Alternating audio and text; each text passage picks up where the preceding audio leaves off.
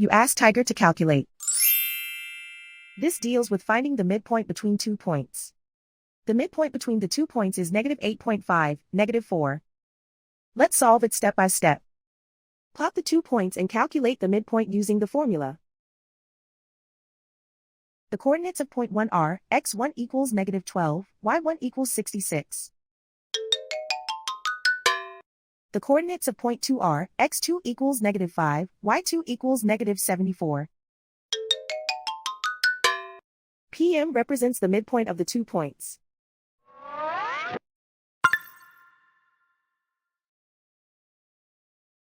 Use the x values in the midpoint formula to find the midpoints x.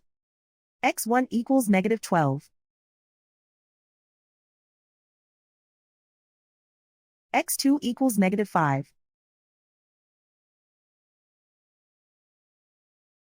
Simplify the arithmetic.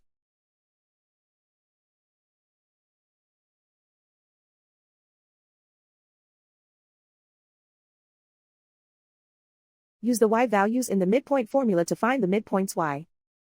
y1 equals 66. y2 equals -74. Simplify the arithmetic.